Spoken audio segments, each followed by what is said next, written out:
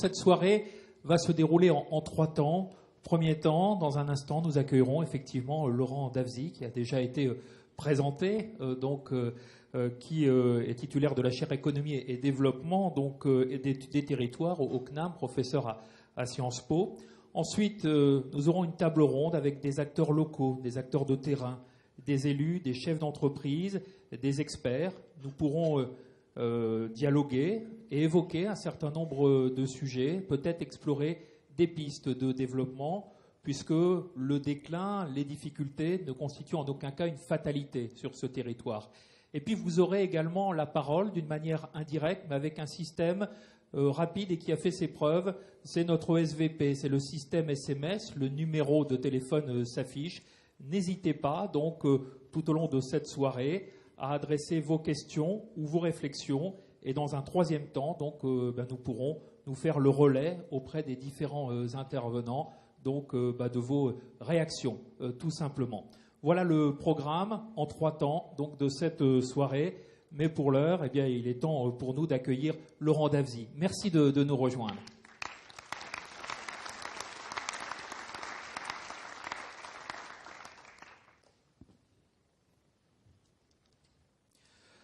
Bonsoir Laurent Davzy, notre grand témoin de la soirée. Alors, précision d'abord, c'est vrai que les territoires n'ont plus guère de secret pour vous et je veux tout de suite signaler 2 ouvrages. La crise qui vient, la nouvelle fracture territoriale. Donc c'est un ouvrage d'ailleurs où vous avez par avance finalement posé un certain nombre de diagnostics très très justes. Et puis ça c'est le dernier, c'est cela. Le nouvel égoïsme territorial, le grand malaise des nations. Et on pourra évoquer la nature, effectivement, de cet égoïsme territorial. Voilà, donc, et c'est important de signaler que c'est paru aux éditions du Seuil, La République des idées. Alors, vous évoquez, donc, dans vos ouvrages, Laurent Davzy, une recomposition spectaculaire de la société et des territoires français. Quelle est la nature de cette recomposition qui se dessine sous nos yeux? Oui, bonsoir. Alors de façon générale, sur l'ensemble du territoire, peut-être qu'on parlera un peu on parlera beaucoup du Loir-et-Cher. Sur le Loir-et-Cher. Je n'ai pas fait d'études, mais que j'ai regardé, j'ai appris ma leçon pour ce soir quand même. J'ai regardé un certain nombre de chiffres. On a une soirée de l'Observatoire des territoires avec des statistiques, donc j'en ai amené un petit peu avec moi. Alors pour répondre à votre question, le changement, en fait, il y a eu plusieurs changements lourds. Hein. Il y a eu un grand changement dans les années 80 qui a été cette montée en puissance de ce qu'on aurait pu appeler la mondialisation, hein. La mise en compétition générale des territoires.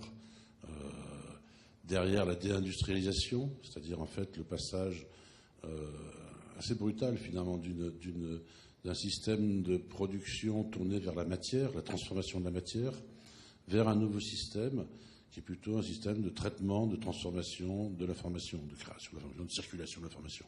Donc on est passé du matériel à l'immatériel. Ce qui est assez marrant, c'est qu'avec les imprimantes 3D qui arrivent, peut-être que partant de l'information, on va revenir au matériel dans les années qui viennent.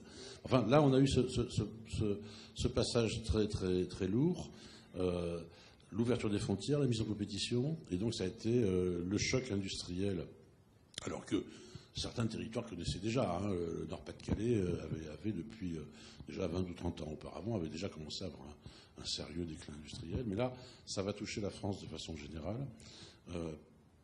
Et en contrepartie, on a des problèmes de perte de compétitivité. Hein. En contrepartie, ce qui s'est passé, ce que j'explique dans ce petit livre violet, c'est à partir des années 80 qu'en fait, on a véritablement compensé par des mécanismes de formation du revenu sur les territoires qui n'étaient pas directement liés à la production, à la compétitivité des territoires. Et ça a été la très grande montée des dépenses publiques et sociales. D'autres mécanismes sont intervenus, bien sûr. Hein, le vieillissement de la population qui fait que la part du revenu provenant des retraites dans les territoires en France a progressé énormément. On est pratiquement rendu à 30% aujourd'hui. Hein. On est arrivé à une situation dans laquelle on est la situation actuelle. Hein, on a 57% de la richesse créée tous les ans passe par les dépenses publiques et sociales. Alors ça fait pousser des hurlements à tout le monde, mais si on vous disait le chiffre qui a du sens vous n'allez pas bien dormir ce soir, parce que la valeur de la création de richesse, c'est le PIB. Le PIB serait compliqué, il y a la destruction de capital, c'est très conceptuel. Si je vous raconte ce que c'est qu'un PIB, vous allez tous partir au courant. Ce qui a du sens, c'est le revenu. Le revenu disponible brut des ménages, que nous donne l'INSEE, qu'on connaît bien. Les dépenses publiques et sociales, aujourd'hui, représentent 72-73% du revenu disponible brut. Ça veut dire en clair, que vous arrêtez quelqu'un dans la rue, vous l'attrapez, vous ouvrez son portefeuille, vous prenez l'argent qui est dans son portefeuille et vous allez voir que dans ce portefeuille, il y a l'essentiel de l'argent provient de quelqu'un vous attrapez à Blois. Ne provient pas de création de richesse à Blois, il provient de création de richesse partout ailleurs qui a ensuite été redistribuée. Pas plus Blois qu'ailleurs. C'est de façon générale, on retrouvera ce mécanisme-là. Alors ça a été, ce grand changement des années 80 a été amorti. Et le vrai problème, le vrai souci, là je réponds à votre question, c'est que l'amortissement c'est fini. C'est pas 2008-2009. Là on a une crise qui tape très fort, elle tape très fort chez vous, on va y venir. 2010, on croit qu'on est sorti.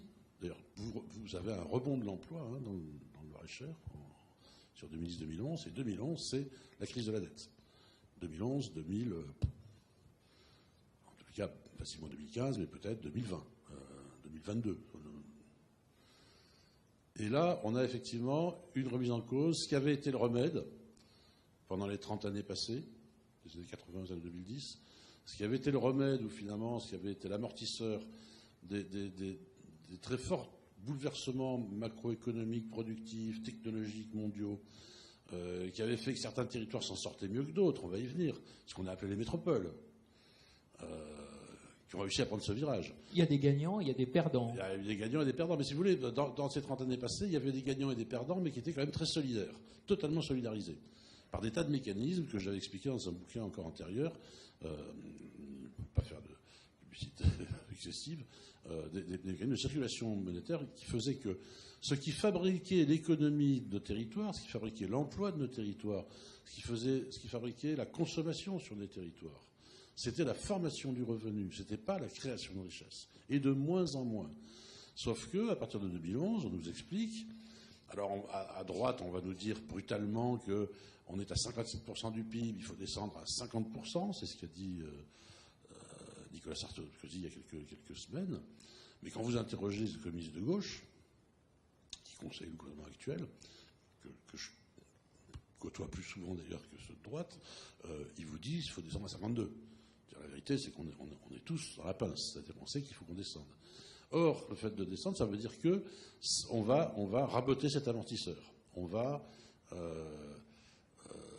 limiter. Et on n'a pas vraiment le choix, on est absolument obligé de le faire. Et évidemment, et c'est ce que je raconte dans ce bouquin de 2012, évidemment, si vous commencez à raboter sur la dépense publique, la dépense sociale, ça va avoir des effets très disproportionnés selon les territoires. La règle générale en France, c'est que les territoires qui sont les plus vulnérables, les plus en difficulté, les plus pauvres, pour dire rapidement, sont ceux dont la dépendance aux dépenses publiques et sociales ou aux revenus non marchands, on va dire de façon générale, est de loin la plus forte. Ce qui signifie, et l'inverse, un territoire, si vous prenez Neuilly, la structure du revenu des gens de Neuilly, c'est très peu, il n'y a pas beaucoup de RSA, il n'y a pas beaucoup d'allocations, il y a peu de revenus non marchands. Ce qui veut dire que si vous réduisez la toile en matière de dépenses publiques et sociales, les effets vont être disproportionnés en défaveur des territoires qui sont les plus pauvres parce qu'ils sont les plus dépendants. On a le sentiment que l'heure de vérité a sonné. Il reste dans tous les budgets des collectivités locales. Aujourd'hui, les dépenses publiques diminuent, les investissements sont en baisse. Alors on est rentré dans le tuyau. On commence à rentrer dans le tuyau. On a toujours 4 points de PIB de déficit cette année. On nous promet l'an prochain, le premier juré, qu'on sera descendu à 3 et quelques. Bon, on va y aller de toute façon. Mais depuis qu'on parle de cette affaire-là, depuis 3, 4, 5, 6, 7 ans, en fait, on n'a pas réduit la dépense publique. Parce que c'est la tragédie. Thatcher a connu ça dans les années 80. C'est la tragédie de ces gouvernements, plutôt de ceux de droite d'ailleurs. Parce que ceux de gauche, ça leur va assez bien, les dépenses publiques et sociales. Je suis plutôt de gauche. Ceux de droite sont plus inquiets sur les dépenses publiques et sociales. Le drame, c'est que chaque fois qu'ils ont voulu un peu serrer la vis, Je prends l'exemple de Thatcher dans les années 80 en Grande-Bretagne, parce qu'elle, elle fait plus que ça à la vie, ça l'a tapé très fort. Le problème, c'est que sous Thatcher, le poids des dépenses sociales dans le PIB du Royaume-Uni a incroyablement augmenté, plus rapidement que dans la plupart des pays européens. Ce qui est un paradoxe. Elle coupe la dépense sociale, elle augmente comme jamais. Pourquoi ? Parce que la situation économique était extrêmement difficile et que même si vous rabotez la dotation à chaque individu attributaire, comme le nombre de gens éligibles aux aides sociales explose à cause de la crise économique, ben, vous avez finalement une augmentation, une explosion de la dépense sociale. C'est ce qui s'est produit pour nous. C'est-à-dire effectivement que la volonté, ou même que des mesures aient été prises pour réduire la dépense publique et sociale, enfin, publique, pas énormément, hein, vous avez les derniers chiffres, je ne parle pas de corde dans la maison des pendus, mais vous avez vu les derniers chiffres qui viennent de sortir sur l'emploi public local des 2-3 dernières années, hein, là où on nous avait dit il faut y aller mollo, il faut se calmer et tout. Alors, ça continue à augmenter, mais je ne veux pas me faire accompagner à la gare à coup de pied au derrière, donc on va passer rapidement sur le sujet. Mais pas vous, bien sûr, c'est ça, pas vous, bien sûr. Mais beaucoup de collectivités territoriales ont quand même continué à augmenter la dépense publique. Sur le social, on voit effectivement qu'il y a quelques érosions, mais ça, je dirais, pour l'instant, c'est embryonnaire. C'est à venir. Ça, c'est la rupture. C'est-à-dire qu'on va finalement se payer dans les années qui viennent le coût de cette transformation qu'on avait connue dans les années 80. Et elle va se faire dans des conditions très difficiles parce que c'est le moment où les régions, les territoires les plus pénalisés, je dis tout de suite, c'est pas vous, hein. Ça a déjà été dit, hein. En RSA, avant que vous soyez rattrapé à la moyenne française, il y a encore du temps. Vous êtes, même en termes de chômage, hein, vous avez quand même, vous avez des très grosses difficultés, on va les évoquer, mais ça ne vous met pas dans la situation de ces fameux territoires dont je parle en ce moment. Mais vous avez quand même une situation qui va être une sorte d'effet de ciseau compliqué, dans la mesure où, d'un côté, les territoires les plus vulnérables vont se retrouver très dépendants, qui sont très dépendants, ils vont se retrouver très pénalisés. Alors j'en profite tout de suite. Par exemple Par exemple, pas vous. Le Loir-et-Cher. Dans cette France à plusieurs vitesses. Non, mais je prends un exemple. On est où J'illustre. Je prends sur ce point qui est l'emploi public. L'emploi public global, hein, l'emploi public national, local, enfin l'ensemble de l'emploi public au service de la population du Loir-et-Cher. Vous n'êtes pas un territoire confit dans l'emploi public. Vous avez le poids de l'emploi. Ce qu'on appelle l'emploi public, on ne sait pas ce qu'est l'emploi public statistiquement. Hein. C'est un concept qui n'existe pas. Vous allez à l'INSEE, vous demandez l'emploi public, ils ne savent pas. En revanche, on a des approches. Alors, les approches dont je vous parle là, c'est l'emploi d'administration publique, plus l'emploi d'éducation, plus l'emploi sanitaire, plus l'emploi social, l'action sociale. Ça fait un paquet comme ça. En France, à peu près 31% d'emploi. Ici, 30. Donc si on tape sur l'emploi public, je vais faire de la démagogie, vous avez quand même été manifestement un peu plus vertueux que beaucoup d'autres territoires. Donc vous n'allez pas être les premières cibles. En revanche, vous avez des territoires, je pense à Romorantin, je ne sais pas si Romorantin est dans la salle. Il y a des représentants du Romorantin qui a pris un coup terrible, c'est une sorte de métaphore de ce que je viens de raconter. Romorantin, abominable choc en 2001-2002. Des milliers d'emplois, 1500, des centaines, enfin 1500 emplois qui s'effondrent d'un coup, enfin une situation dont Romorantin a beaucoup de mal à se remettre, et dont ça ne s'est jamais remise en fait, hein, si on regarde les chiffres sur la période jusqu'à aujourd'hui. Mais c'est un endroit où effectivement il y a eu une compensation pour l'emploi public. Alors dans l'aire urbaine de Romorantin, on est à 37%. Donc attention, l'aire urbaine de Blois, qui est un chef-lieu, n'est qu'à 33%. C'est pas excessif. Hein. En revanche, si on commence à raboter sérieusement sur l'emploi public, ça va être beaucoup plus cruel sur Romorantin que sur Blois, ou encore sur Vendôme, qui en a encore moins. Donc voilà le genre de problème que ça peut poser. Ça, c'est d'un côté les territoires en difficulté, qui sont plus dépendants et qui vont être, on dit sevrés, hein, maintenant, c'est le terme qu'on utilise, sevrés d'emploi public, de dépenses publiques, à un coût qui va être plutôt disproportionné. Et à côté de ça, au même moment, on assiste à une véritable échappée de ce qu'on appelle les métropoles. Les métropoles, l'emploi en France, je parle de l'emploi salarié privé, l'emploi des firmes, hein, entre décembre 2007 et décembre 2013, on a décembre 2014, là, depuis quelques jours, ça a très récemment régressé. Hein. On a perdu des centaines de milliers d'emplois, en perte nette. Et dans cet univers, vous pouvez cartographier les zones d'emploi françaises, c'est une carte rouge. Et puis vous avez quelques spots verts. Ces spots verts, des endroits où il y a encore de l'emploi qui se crée, où il y a plus d'emplois aujourd'hui qu'il y en avait en décembre 2007, ça s'appelle l'aire urbaine de Lyon, ça s'appelle l'aire urbaine de Toulouse, ça s'appelle l'aire urbaine de Nantes, ça s'appelle de Bordeaux, Aix-Marseille. C'est 5-6, je rappelle métropole aujourd'hui. Mais moi, je ne sais même pas ce qu'est une métropole. Je n'ai pas besoin de savoir ce qu'est une métropole, je regarde une carte. Je cartographie les données de l'emploi, et je vois que là, effectivement, ça marche. Il y a plus d'emplois dans ces villes aujourd'hui qu'il y a dans des aires urbaines, des grandes aires urbaines. Et donc, on a une espèce d'effet de ciseau qui est en train de se dessiner. On a d'un côté une accélération de la concentration des activités à haute valeur ajoutée, services supérieurs aux entreprises, informatique, études techniques, dans les grandes métropoles, dans quelques rares grandes métropoles. La loi nous a donné combien? 14. Il n'y a pas 14 métropoles qui marchent en ce moment, hein. Il y en a 5 ou 6. Donc c'est vraiment extrêmement sélectif. Et c'est le duo du panier. Hein. J'ai pas cité Paris, qui est un truc très compliqué. Ça prendra du temps de Paris, hein, une situation un peu...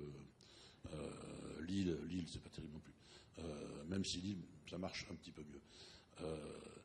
D'un côté, on a des territoires qui aujourd'hui sont les territoires les plus concentrés, métropolitains, qui tirent leur épingle du jeu. Et de l'autre côté, on a des territoires qui, eux, sont déjà très pénalisés, le seront plus encore dans les années qui viennent.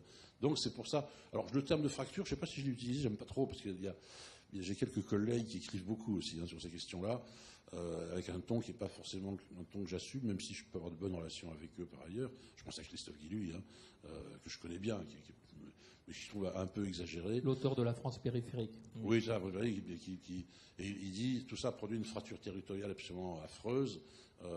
Et il avait dit 20% des Français vivent dans des territoires qui s'en sortent et 80% dans des territoires qui sont cuits, en fait. Hein, les carottes sont cuites. Moi, je suis un peu avec lui amicalement en buvant des bières. Hein, il est revenu dans son dernier, il dit 40-60. Moi, dans mon livre, c'est un concours de chiffres. Enfin, c'est la soirée d'observatoire.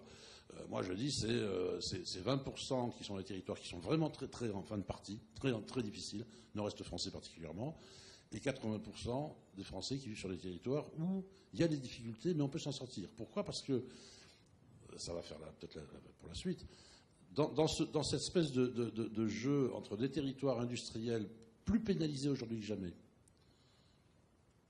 et de ce point de vue, vous avez votre part, hein, là-dedans.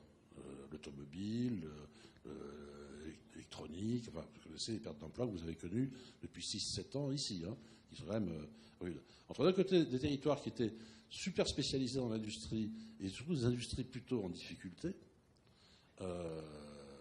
non pérennes, comme dit l'INSEE, et de l'autre côté, les métropoles qui sont sur les nouveaux emplois modernes, à très haute qualification, vous avez évoqué la question des qualifications, hein, avec un taux de cadre extrêmement important. Un quart des actifs en Ile-de-France sont des cadres. Hein. Donc on n'en est pas là ici. Hein. Ici, on est à 10%. Hein. Ça décrit un paysage épouvantable en noir et blanc. Hein. C'est ce qui fait dire à des gens comme Guy Hully, que je respecte par ailleurs, hein, un peu rapidement, qu'il y a cette espèce d'écart entre beaucoup de territoires français qui sont, pour employer des termes un peu techniques, dans la merde, parce que c'est de ça dont on parle. Est-ce qu'il y a quelques nuances de gris, attendez, néanmoins, entre le noir et le blanc? Moi, ce que je dis, nuance de gris. Et on va en parler ici, par exemple, nuance de gris. Dans cette formation du revenu, en fait, il y a des mécanismes aujourd'hui qui font qu'il y a des tas de secteurs qui sont les secteurs. Les retraites, par exemple. Les retraites, c'est une ressource. On va y venir, on va en parler ici, pour votre département. Le tourisme. Le tourisme. Chose très importante, le tourisme, ça fait rire tout le monde, le tourisme. Le tourisme, c'est 7,5 points de PIB. 150 milliards d'euros de dépenses touristiques sur les territoires français aujourd'hui, faites par un tiers étranger, 2 tiers français. Et ça a augmenté sérieusement depuis 7-8 ans. Pendant la crise, les affaires continuent. Hein. Encore, c'est sûr qu'aujourd'hui, si vous voulez faire du trekking au Sahel, vous n'avez pas... Moi, ma femme me harcèle pour que j'aille faire, depuis très longtemps, elle voulait faire du trekking, parce que j'ai beaucoup travaillé dans l'Afrique subsaharienne. Vous dites, ah, emmène-moi. Je dis, non, c'est fini là, on va pas y aller pendant un petit moment. Tous les problèmes géopolitiques qu'on a dans le monde, tout ça, évidemment, est très bon pour la France. Il y a eu ce paradoxe, en pleine crise, la balance des paiements française a eu un énorme coup de pouce grâce au tourisme. Pourquoi ? Parce que les Français sont beaucoup moins avertis à l'étranger. Et les étrangers, notamment les Européens, et les Chinois aussi beaucoup, sont beaucoup plus venus en France. Et donc on a eu une embellie incroyable sur la balance des paiements. C'est bon pour la macroéconomie. Hein. Ça, c'est le tourisme, c'est très important. Il y a un autre phénomène qui est important chez vous, moins que je pensais d'ailleurs, mais qui est important quand même, c'est des gens qui habitent chez vous et qui vont travailler ailleurs. Ils vont travailler à Paris, ils vont travailler à Tours, ils vont travailler à Orléans. Quand on met bout à bout les chiffres, on a des choses tout à fait impressionnantes. Je vous les donne quand même. Si vous prenez Vendôme, on a 10% des actifs de Vendôme qui vont travailler hors du département, qui sortent du département, dont la moitié vont travailler en Île-de-France. Ouais. Si vous prenez les territoires de l'aire urbaine de Blois, vous avez 7% des gens qui vivent ici, des actifs qui vivent ici, qui vont travailler hors du département. Donc ils prennent le train le matin, ils vont à Orléans, ils vont à Tours. Hein. 7%, faites des comptes. Hein, si vous dites un revenu, on va dire en gros, hein, pour aller vite, 20 000 euros par personne, 20 000 euros par actif. Hein. Multiplié, vous allez voir, ça représente 1 million d'euros hein, en consommation, en métier d'artisan, de commerçant, etc. Hein. Et puis si vous prenez le reste du département, c'est-à-dire la partie hors urbaine de Blois, hors urbaine de Vendôme, qu'on met de côté, le reste du département, il y a Romorantin dedans, il y a le rural et tout, là on est carrément sur 20%. 20% des actifs sortent du département pour les travailler. Donc si vous mettez bout à bout, le gris, nuance de gris, les retraites, le tourisme, les navetteurs, vous avez là des ressources très importantes et qui ont des effets de multiplicateurs qui évidemment permettent de maintenir le tourisme, le commerce. Et puis vous avez un truc qu'on a tendance à beaucoup négliger dans les analyses. En fait, quand vous lisez les bouquins qui sortent, vous avez toujours l'impression que le monde d'aujourd'hui, c'est un monde où vous avez soit des ingénieurs bac plus 12, soit des filles de salle qui s'occupent des vieux. Non, il y a entre les deux des tas d'activités qui se maintiennent, qui peuvent avoir des difficultés conjoncturelles, mais qui sont des activités du type charpente métallique, c'est pas mondialisé, charpente métallique. Les types qui font des carrosseries de bagnoles, vous savez, le charcutier qui a une voiture customisée avec un frigidaire et tout, c'est pas un truc mondialisé, c'est des entreprises qui travaillent pour une clientèle, une chalandise de 2, 3, 4, 5 régions. Vous avez une très large gamme d'activités qui peuvent être des activités industrielles même, hein, qui sont des activités qui se maintiennent. Le travail des métaux, par exemple chez vous, le travail des métaux, ça continue à créer de l'emploi. Alors que sur le papier, pour la France, le travail des métaux en France, tout le monde rigole à Paris en disant attendez, c'est cuit, c'est foutu. Pas du tout. Ici, ça monte, ça augmente. À Romorantin, d'ailleurs, justement. Donc vous avez une large gamme d'activités qui, quand même, continuent à se maintenir. Et puis, vous avez des activités industrielles qui ne sont pas cuites définitivement. Quand vous regardez l'aéronautique, vous êtes un petit peu, pas beaucoup. Le Loir-et-Cher reste le 22e département français au plan industriel. Voilà, ça, oui, j'ai entendu ça tout à l'heure, oui. En même temps, c'est un département ouvrier. Si vous prenez la part de la qualification ouvrière dans les actifs, elle est très élevée. Vous êtes à 4 ou 5 points au-dessus de la moyenne nationale. L'emploi industriel ouvrier, c'est très dangereux, très dangereux. Mais je répète, ça dépend des secteurs. L'agroalimentaire, par exemple, c'est un secteur qui fluctue avec l'émergiture. Alors, je ne sais pas où on est Poulain aujourd'hui. Hein. Je ne sais pas si ça marche ou si ça... Mais l'agroalimentaire, de façon générale, il y a des boîtes qui se cassent la gueule. Hein. On a bien vu, en Bretagne, ils ont beaucoup souffert avec une forme d'agroalimentaire qui était quand même un peu low-tech, hein, faut dire. Mais c'est pas cuit du tout, c'est pas tué, l'agroalimentaire. Ça se développe beaucoup dans la région de Contres, en Loir-et-Cher, l'agroalimentaire.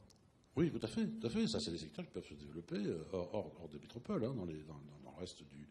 Si vous prenez toute la dépendance à l'industrie automobile très forte, hein, chez vous, évidemment, quand ça va mal dans l'automobile, vous le prenez de plein fouet, vu le poids que ça représente dans votre activité. Pour autant, est-ce que l'activité automobile, notamment les équipementiers, qui sont sur des productions assez pointues, avec une forte dose de recherche et d'ingénieurs, est-ce que c'est cuit ? Moi, je ne me dirais pas. En ce moment, les automobiles se revendent. Il y a une embellie sur l'industrie automobile. C'est un secteur qui est très, très sensible à la conjoncture. Alors, tant qu'on est dans une conjoncture affreuse qui dure quand même depuis 2007-2015, ça va bientôt faire 10 ans qu'on est quand même qu'on est au ras du bitume. Mais si ça commence à remonter, comme on nous le dit, inversion de la courbe, vous savez, si ça commence à remonter, l'industrie automobile, et on le voit déjà, l'industrie automobile, lisez les journaux, Le Monde, les Échos, on vous dit, ça commence à refonctionner. Donc, il ne faut pas être dans un truc noir-blanc, qui est le rural est cuit foutu, il n'y a que les métropoles, il y a 20% des territoires et des actifs qui aujourd'hui continuent à se développer, tout le reste est moribond et va... Non, c'est faux. C'est infiniment plus nuancé que cela. Vous évoquiez des solidarités territoriales, des amortisseurs qui étaient à l'œuvre, qui ne le sont plus aujourd'hui. Dans votre dernier ouvrage, vous évoquez ce nouvel égoïsme territorial. Qu'est-ce que ça signifie véritablement, Laurent Davier? Est-ce que vous dire que les territoires sont en compétition aujourd'hui et qu'il va falloir s'armer, en quelque sorte? Oui, alors ce dernier livre, il a une vocation beaucoup plus internationale. D'ailleurs, je pense je vais pas en faire des traductions à l'étranger. Il est plutôt plus sur les tendances actuelles en Europe. Il parle de l'Écosse, de la Catalogne, de l'Ukraine de l'Est, des Flandres, etc. On peut faire une liste absolument énorme. Et je pose la question effectivement du malaise qu'il y a actuellement dans les nations. La France est pour l'instant un peu à l'abri pour plein de raisons que j'essaie d'expliquer dans le livre. Mais cette montée d'égoïsme, c'est effectivement cette fracture. Je l'ai utilisé le mot, j'aime pas ce mot. C'est cet effet de ciseau dont je parlais tout à l'heure. C'est-à-dire que dans les nations, dans les décennies passées, et même avant les années 80, il y avait un jeu qui était que tous les territoires avaient intérêt à travailler ensemble. Alors il y avait certains qui disaient, moi je me souviens très bien à une époque, j'ai bien connu un grand géographe français qui s'appelait Damet, qui était le Parti communiste français, qui était un très grand géographe, qui écrit des textes magnifiques. Et il disait, les territoires exploitent d'autres territoires. Paul disait, bon, c'est un peu plus compliqué que ça quand même. Et il dénonçait ça. Mais quand Paris exploitait Châtellerault, on va parler d'ici, Châtellerault bossait. C'est-à-dire qu'il y avait effectivement un partage du travail entre les territoires, où on avait d'un côté des espaces de conception de commandement, et de l'autre côté, dans la même nation, des espaces de production. L'explosion des années 80 a fait que c'est rompu. Aujourd'hui, la fabrication, vous la faites en Europe de l'Est, voire en Asie, et plus encore en Europe de l'Est. Donc déjà, le lien qu'il pouvait y avoir entre... Quand Boulogne-Billancourt développait des Renault, en région parisienne, ça faisait travailler Michelin chez Clermont-Ferrand. On peut généraliser ça. Le passage d'une économie matérielle à une économie matérielle fait qu'en plus, les produits qu'on a aujourd'hui sont des produits beaucoup plus informationnels et où il n'y a pas ces mécanismes de coopération intersectorielle. Moi, j'ai écrit ce papier, je me suis fait tirer les oreilles par la patronne du Conseil des économiques, avec laquelle j'ai beaucoup de discussions, et qui m'envoie un mail en disant « Oui, c'est intéressant ce que tu racontes, mais quand tu dis qu'il y a moins de relations intersectorielles, c'est-à-dire où les entreprises achètent moins à d'autres entreprises, elle me dit, tu vas complètement contre ce que tout le monde sait en France, dans le monde entier, qu'on apprend à Harvard, à savoir qu'aujourd'hui, les entreprises font de plus en plus appel à des sous-traitants et se spécialisent dans ce qu'elles savent faire. Et elle me dit, donc tu ne peux pas dire ce que tu as dit. Moi, je dis, il y a une baisse des échanges intersectoriels. Et alors, j'étais assez content, parce que je leur ai envoyé les tableaux. Je lui ai dit, non, les deux sont vrais. On peut très bien avoir tous les secteurs qui augmentent leur appel à des consommations intermédiaires dans d'autres secteurs, donc à des coopérations intersectorielles, et qu'en même temps, globalement, ça baisse. Pourquoi ? Parce que les secteurs à forte externalisation, à fort appel, c'était les secteurs industriels. Quand on construit une bagnole, la valeur de la voiture, c'est 1000, la valeur ajoutée de l'industrie automobile, c'est 400. Et il y a 600 dans l'esprit du verre, l'esprit du caoutchouc, l'esprit, etc. C'est ça, les coopérations. L'industrie avait énormément d'externalisation, alors que les services en ont beaucoup moins. Et même si tous les secteurs ont continué à augmenter leur externalisation, la baisse de la valeur ajoutée industrielle, alors que c'est la valeur ajoutée des services qui a augmenté, fait que globalement, au final, c'est un paradoxe bien connu, moi j'apprends à tous mes étudiants, paradoxe du tout des partis, tous les secteurs ont augmenté l'externalisation et globalement l'externalisation a fortement baissé. Donc les coopérations interterritoriales se sont rabotées. On peut rajouter d'autres éléments. Pendant très longtemps, on a considéré, ça a été bien étudié dans des pays comme l'Italie, au Mexique aussi, moi j'avais vu ça, où finalement les régions riches redistribuent vers les régions pauvres par les mécanismes budgétaires. Il y a des normes de redistribution, on les a mesurées en France.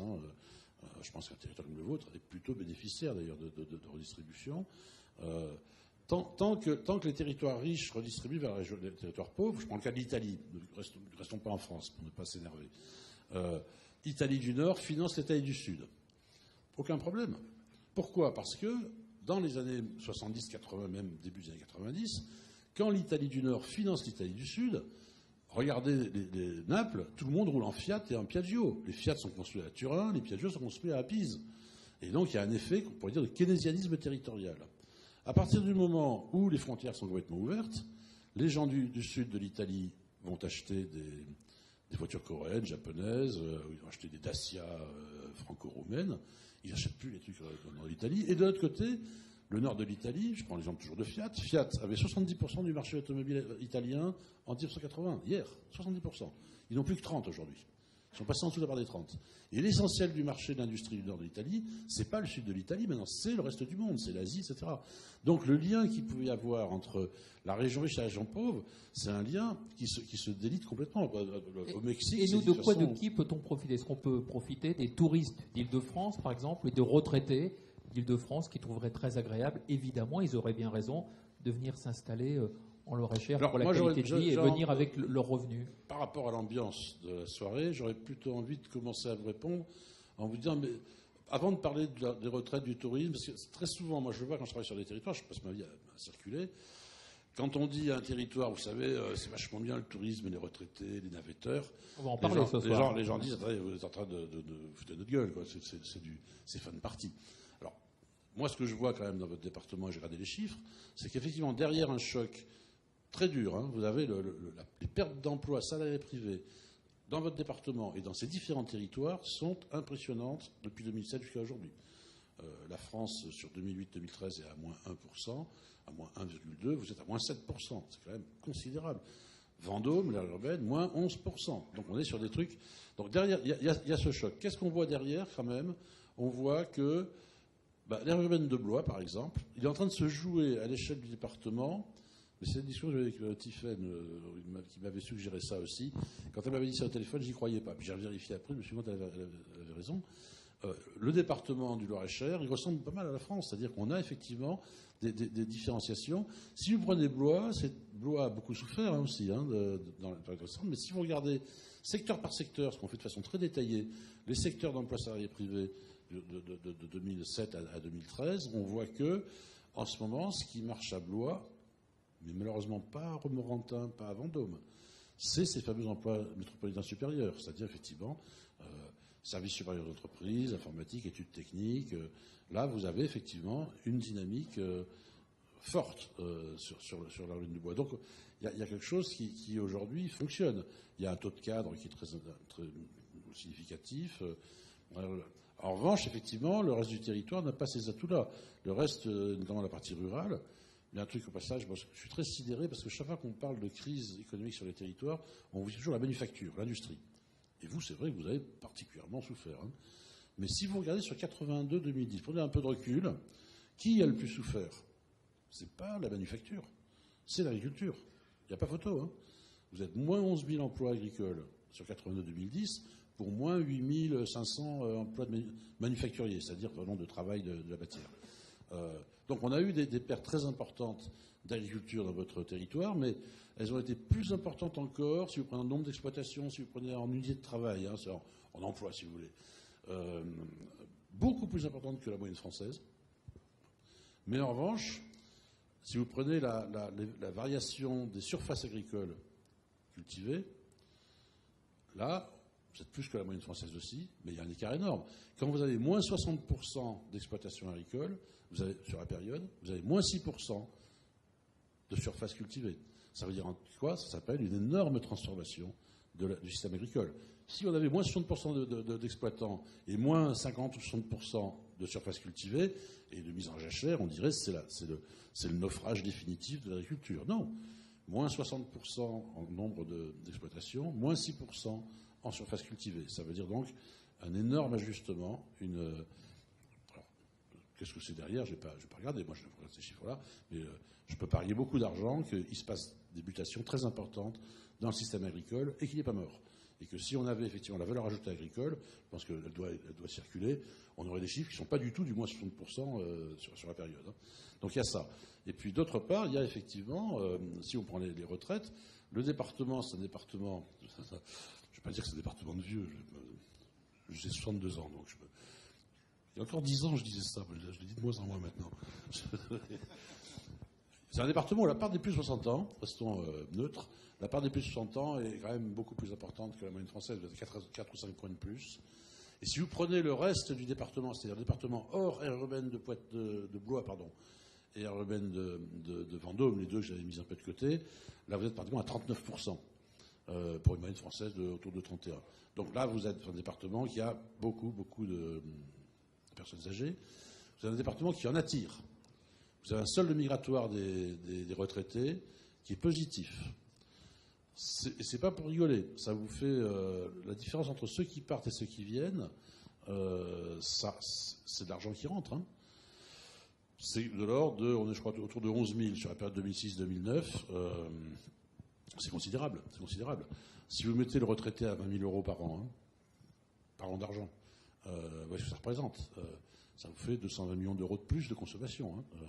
Donc, les retraités solde migratoire positif. En plus, vous avez un niveau de retraite par pensionné, de pension par retraité plutôt, qui est plutôt, comparé à la moyenne nationale, plus élevé que le niveau de revenu par habitant.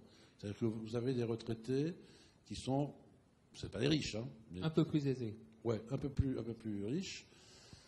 Vous avez un département moyen pour les revenus, pour le revenu des retraités moyens supérieurs. La pauvreté n'est pas là. Hein, il y en a de la pauvreté, mais très peu. Enfin, beaucoup de départements rêveraient d'avoir la situation sociale que vous avez, minima sociaux, RSA, etc. Hein. Un peu de juste sur Blois quand même, mais sinon, il y a une situation qui est plutôt positive. Et donc, vous avez des retraités qui sont relativement aisés. Dans les urbaines de Blois, ils sont carrément. Ils ont. Alors, le revenu moyen du retraité à Blois, la pension moyenne, c'est de l'ordre de 15% de plus que la moyenne nationale. Donc ça veut dire que dans les rues de Blois, il y a des gens avec de l'argent. Ça c'est évidemment quelque chose qui stimule la consommation, qui stimule la redistribution des revenus par marchande. Les navettes, je vous ai donné des chiffres. Les navettes, ça représente quelque chose de très important. Si vous prenez le reste et là on parle de solidarité pour le coup, hein, si vous prenez les relations entre domicile-travail, entre le reste du département et les aires urbaines de Blois et de Romorantin, en fait, j'ai mes anti-sèches, hein, parce que quand même, je peux pas tout savoir. Il y a des trucs que je peux seulement savoir par cœur, mais je dis des chiffres faux, alors il faut quand même être un peu sérieux. Voilà, 20%, 20% des actifs qui vivent dans le reste du département, du Loir-et-Cher, en fait, travaillent dans ces deux pôles urbaine de Blois et de Vendôme. C'est considérable. Ça, c'est de la solidarité. Hein. Donc, vous avez ces mécanismes-là. Puis, vous avez le tourisme. Et le tourisme, de façon générale, je reviens sur les retraites, j'avais calculé en 2006-2007. Alors, aujourd'hui, c'est un peu différent, mais c'est très lourd à faire. Je l'avais fait au niveau national pour le bouquin précédent. En fait, vous, ici, dans le Loir-et-Cher, vous avez en dépenses de retraite par habitant, vous avez en moyenne 15% de plus de dépenses de retraite pour rapporter à l'ensemble de la population que la moyenne française. Donc, vous avez du pognon qui arrive. Et un solde migratoire positif. Si vous prenez le tourisme, vous êtes encore meilleur. Vous êtes à 20% de dépenses touristiques par habitant de plus que la moyenne nationale. Mais ça se décline de façon compliquée. Vous avez et inquiétante. Vous ne posez plus de questions, là. Là, vous nous effrayez, là. Vous aviez promis de ne pas le faire, mais qu'est-ce qui est inquiétant ? Oui, parce que, comme il a dit, pour l'instant, je n'ai pas été affreux, non ? Non, ça va. Donc, vous êtes bon sur le tourisme, mais avec un truc très compliqué. Le tourisme, il y a deux types de tourisme. Le tourisme marchand et non marchand. Le marchand, c'est hôtel camping. Le marchand, c'est Blois. C'est l'aire urbaine de Blois. Alors, Chambord est tout à côté, hein. On voit bien, ça c'est le spot du tourisme, et c'est là où il y a les grosses dépenses en tourisme marchand. Le reste du territoire, c'est du tourisme non marchand. C'est résidence secondaire, famille et amis. Vous savez, les familles et amis, c'est majeur. Toutes les enquêtes sur les dépenses de tourisme montrent que ça se partage en gros en 3 tiers. Un tiers, c'est le tourisme marchand, hôtel camping. Un tiers, c'est résidence secondaire. Et un tiers, c'est famille et amis. Toutes les enquêtes le montrent. Résidence secondaire, famille et amis, c'est plutôt le reste du département. Donc c'est le tourisme non marchand. Ce qui est un peu inquiétant, sur les derniers chiffres, j'ai regardé les chiffres par exemple sur l'hôtellerie, dans les secteurs qui ont souffert chez vous, on n'a pas parlé du BTP, qui est dans un état de... Mais c'est conjoncturel, ça suit la conjoncture. Mais là, c'est sérieux, le BTP, là, le plus gros secteur d'emploi, c'est le champion de la perte d'emploi aussi. Non, je ne donne pas les chiffres parce que ça va vous gâcher la soirée. Terminé par le tourisme, alors moins 1200 sur 7-13. Le taux, ce qui est inquiétant, c'est que l'hôtellerie, l'emploi dans le secteur hôtellerie-camping, c'est très sérieusement régressé dans le Loir-et-Cher. Mais pas à Blois, pas dans l'urbaine de Blois. C'est-à-dire que là où le tourisme marchand marche bien, ça va. Essentiellement au cœur, autour de Blois. En revanche, dans la périphérie, là, vous avez des pertes. Je vous donne les chiffres, parce que je me suis embêté à les reprendre. Hôtel camping, vous êtes à moins 390 emplois sur 2007-2013. Vous dire 390, c'est pas beaucoup. Si, c'est énorme. C'est énorme. Moins 390, c'est comme ça. Et en fait, pour la seule partie extérieure à l'aire urbaine de Blois et de Vendôme, on est à moins 340. Donc là, on a un truc sur le tourisme qui est un peu inquiétant. Mais la contre-offensive est lancée. On va en parler dans quelques instants. Vous avez fait un certain nombre de constats, d'analyses fines, précises. Dernier mot peut-être, et tout à l'heure vous participerez à notre table ronde également, peut-être quelques pistes pour tirer son épingle du jeu, puisqu'on a vu que même si la situation était sérieuse, elle n'était pas désespérée, loin s'en faut, même s'il y a des fractures peut-être un peu territoriales au sein de ce territoire qu'est le département de Loir-et-Cher. Oui, enfin, pour faire la synthèse de ce que j'ai pu voir, je répète, je n'ai pas fait d'études sur votre département ou ces territoires. C'est 2 jours de grappillage de données.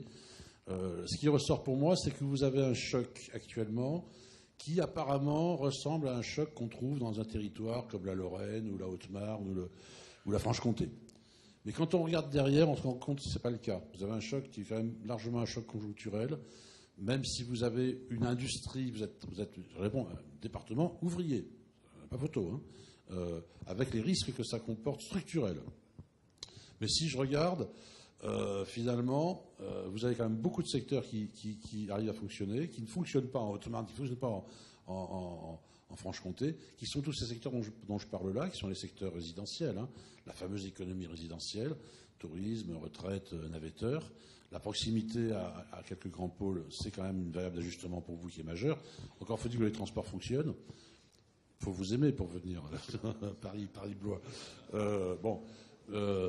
Et je répète, et vous avez des tas de secteurs qui sont dans l'industrie de l'énergie, dans l'industrie pharmaceutique, dans l'industrie agroalimentaire, peut-être même dans l'automobile et dans les fameux secteurs des services supérieurs d'entreprise qu'on appelle les secteurs métropolitains. Aujourd'hui, alors qu'on est en pleine période de crise, on voit qu'il y a quand même il y en a sous le pied. Donc, vous avez des chiffres inquiétants comme un territoire en déclin, mais quand on regarde, qu'on soulève le capot, non, c'est pas le... Alors, juste une réflexion SMS, puisque la salle intervient. Attention, nous dit-on, nous écrit-on, l'emploi public se maintient dans les collectivités territoriales à cause des multiples transferts de compétences et services de l'État. Ah oui, c'est un vieux débat. Oui, c'est ce que tout le monde dit. Ouais. C'est pas vrai. Ouais. Alors, après, l'emploi public local a augmenté de façon... Ouais.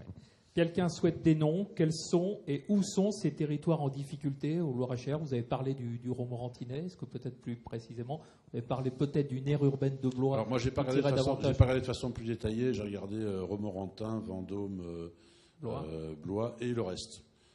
Ceux qui valent plus mal, c'est Vendôme. Romorantin a tellement souffert au début des années 2000 que la crise qui vient de passer, ils n'ont presque pas vu. Non, enfin, ils sont tombés. Non, mais je ne vois pas pourquoi vous riez. Moi, je ne me permets pas de rire. ils sont passés d'un indice 100 à un indice 80, quoi, en gros, hein, sur les variables. Mais ils y sont restés. Et si vous prenez 2007-2013, sur l'emploi, ça n'a pas trop bougé. C'est tout à fait, ça c'est plutôt positif. La zone d'emploi de Romorantin, championne de France, a été dans les 50 zones d'emploi les plus pénalisées en termes de chômage en 2003. En 2010, elle est redevenue en position moyenne nationale. C'est-à-dire que la situation de Romorantin n'est pas drôle du tout, hein. Mais il n'empêche que il y a eu des jeux, il y a eu un solde migratoire négatif, les gens sont partis, il y a eu un renouvellement, et qui fait que finalement, il y a eu un amortisseur pour un territoire. Ce que je dis est un peu rapide, mais Romorantin aurait été en Haute-Marne, ça s'appellerait Saint-Dizier. Je ne sais pas si vous connaissez Saint-Dizier. Hein. Ne répétez pas, parce que je connais bien le maire de Saint-Dizier, ça me dit vachement bien, ne dites pas que je prends ça comme exemple. Mais c'est vachement pas une bonne nouvelle de s'appeler Saint-Dizier. Hein. C'est pas le cas pour Romorantin. Et après, j'ai pas regardé. Alors, Vendôme a souffert terriblement. Hein. Je dis moins 11%.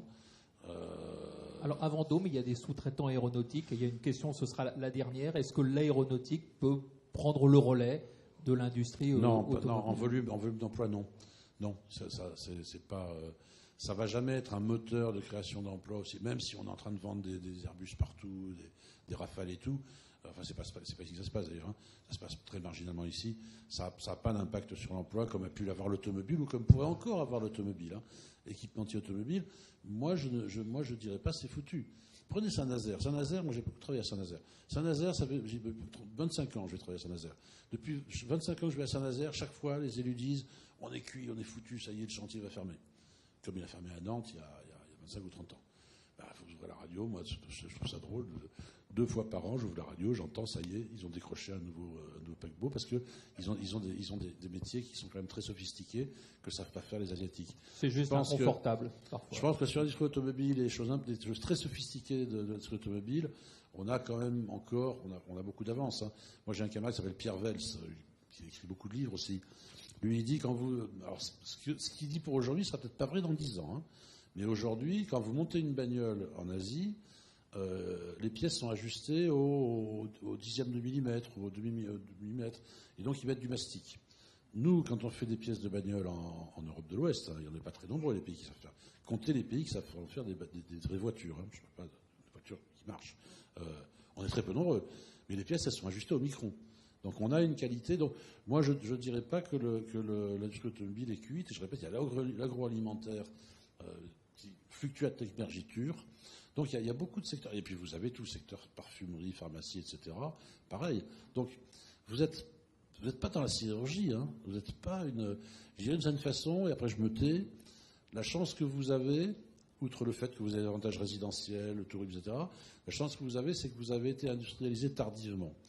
Et donc, vous n'êtes pas ce cœur industriel d'un siècle d'activité industrielle du nord-est français qui va de la Franche-Comté jusqu'au Nord-Pas-de-Calais, en passant par la Basse-Normandie, etc., hein, qui sont des territoires qui vont très très mal. Enfin, c'est vachement inquiétant, avec des vieilles industries. Vous êtes un secteur de nouvelles industries à l'échelle de 20, 30, 40, 50 ans. Vous êtes des industries relativement neuves. Et donc, dont la capacité de résistance et d'ajustement est bien supérieure. Et le contenu, notamment en termes d'ingénieurs, en termes de qualification, même si vous êtes toujours avec une population ouvrière. Moi, quand je vois des taux de population ouvrière comme ceux que vous avez, évidemment, c'est inquiétant. Merci, Laurent Davzy. Vos propos vont sans doute susciter des questions, des réflexions, donc vous pouvez toujours appeler et nous transmettre vos questions ou vos réactions par SMS. Vous allez rester parmi nous pour la 3e partie de notre colloque et il est temps d'ouvrir notre table ronde. Alors.